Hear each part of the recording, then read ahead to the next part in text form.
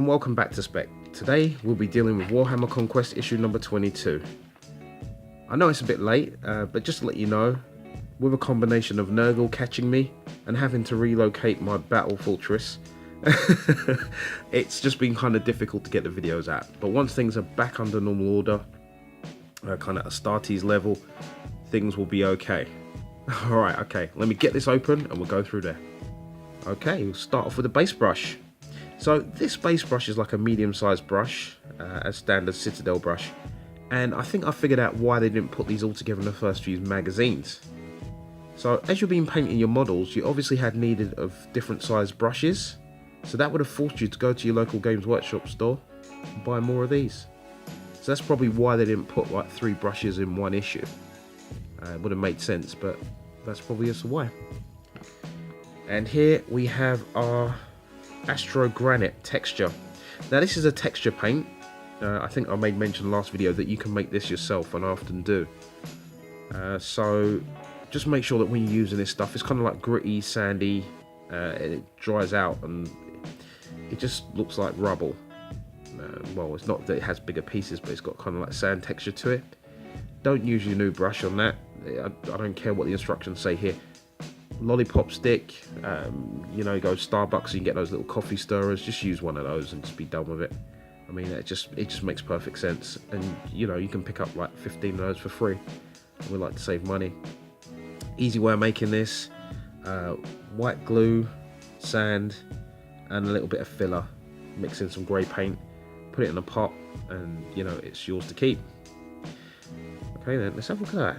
That's interesting. Look at the date on that. 5th 11th 18. Do these have use by dates? That's something to figure out.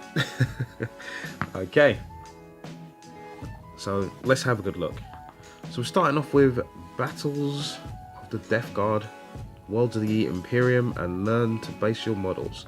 Oh, we already did that in the previous videos, but look at the artwork there. That's really nice. See, I like that. Again, the contrast colours there, it always works so well. And if they stick to this formula, the contrasted colours, everything will pop. It gives it almost like a 3D quality. You know, I don't think they did so well in the last issue with the Reavers, because everything blended in. But it may be due to the fact that they're space ninjas. Okay, I got to stop saying that. Okay, so the Codex Astartes continues. Chronicles of Virulent, Sons of the Emperor, Worlds of the Imperium, how to paint bases, supply drop down, setting up battlefield, defend, spoils of war. Okay, no build instructions there in blue. So we've got Codex Astartes.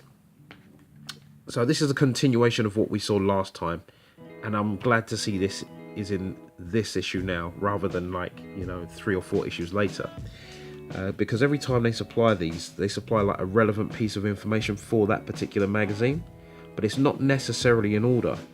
So this is like chapter 1.2, and we're well into like issue, what's this again? Sorry, 22.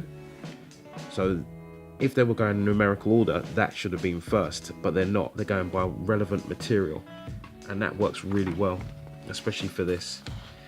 Enough said about this, but we have that fancy poster with all the different chapters. Now, I will say that I did get the book that came with it, the art book. I actually opted in for that, and I thought it was a really good piece of like inspirational kind of like focus for ideas. If you're ever stuck on color schemes or you're stuck on like building terrain, you can look in those books and like get information. Okay, so Chronicles of Virulence. So this is the, I believe it's the planet, is that right? Yeah, okay, Plague Planet, the occurrence of what happened, a little bit of lore there. Again, that's looking really good. And you can always play out these missions. You know, as I said before, you've got those data sheets now, or those kind of sheets of who was involved in the battle. And if you're building a slow growth, you can just go along and do that. There's nothing stopping you from doing that now. The Great Crusade. Oh, well, we know who this is. This is the guy that's on the throne. You might have seen him in the bone version. That's him, the Emperor of Mankind. This is what it was all about. And this guy's just legit. Lots of different origin stories. And as I made mention, I'm currently reading the it called? The Master of Mankind, and that gives you a lot of info. So look out for those books as well. See, we got a little free preview. More information there about the Emperor and what he was trying to do. The worlds involved. Now these are really key, and it's a strange way to think of it. If you think of like planets, they utilize them as whole resources. So if a planet is good for food, they will utilize that whole planet for making food. And when I say the whole planet, I mean they use the whole surface of the planet just to make food. And if it's mining, they mine the whole planet. You have to understand each world is for that thing. So living worlds, the whole planet is covered in, you know, like cities and everywhere, and they build up like multiple layers and create like things like hive cities, and it's immense. Like you're not just talking like a few billion, you're talking like a saturated world. Yeah, and it's amazing.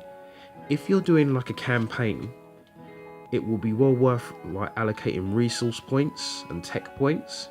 So if I was going to create like a campaign game where we're saying, okay, we're going to battle for a planet 1 or 2, like in the mission map where you had to find Typhus in the previous magazine, you can play multiple games, and when you win a particular world, which might be a particular resource or things, you can have bonuses set up for that. So like mining worlds, you might turn around and say that will give you extra battle points, like build points, or what do they call them now?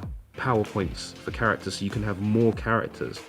Research might give you more command points, or might allow you to choose a map in advance to specifically sort to give you advantage, or maybe you build the battle map to basically suit your models, whoever selects.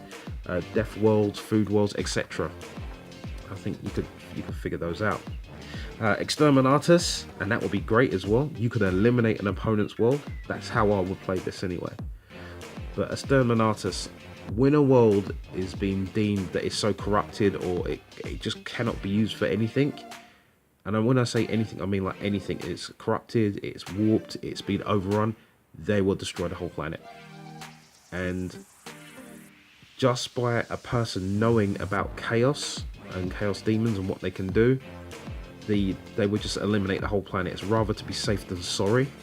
It's messed up, but this isn't like a small little battle. This is like an amazing, like, it's intergalactic. Anyway, let's not get onto Star Wars. Base painting. So we can see this is just a focus on the Astro Granite. I wonder if they're going to talk about dry brushing. No, they haven't spoken about dry brushing yet, but they're showing you where to put all of this and how it affects the models. I normally put a base down and then put the model on top with a touch of super glue. It works well.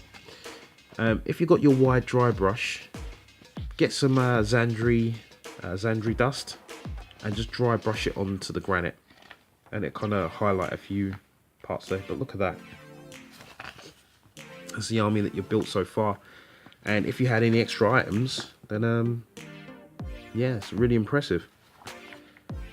So supply drop down, mission briefing. So now we're taking place on, I think is it Istavan? I believe. Yep, drop world 2. Yep, that's it.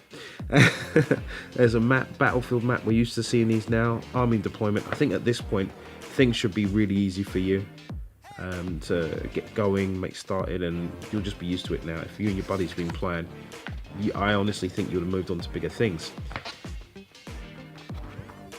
So let's have a look. Using additional terrain. Yeah, just bear in mind that things like ammos allow you to reroll ones, and barrels give you safety cover, but can explode. So if you remember to use those, it will balance things out for you, and also gives you a bit of an advantage. Spoils of War mission briefing. Give us a bit of story. Sorry, it's Corvan 2, not Istavan 2. I'm not sure why I said that. Supplies. Okay, good. Army. Deployment zones, defending. They've got a lot of these defenders missions, which are actually quite good. When you get to larger maps, or if you're using the mission cards, it's like open war cards. You could just generate a mission, generate a twist, and generate effect. It's worth having a set of those. That might be something to do for a giveaway. But anyway, talking of giveaways, remember that there's the 300 subscriber giveaway, which will end at the end of this month, which I'll get the results for. And it was for the Ultramarine Hero. It's very similar to this guy. So tell me what you want to do with him, as regards to the design, the story, the background. And the person that gets the most votes, or the top 3 that gets the most votes, I'll then look at those and I'll decide who the winner is, just based on the story.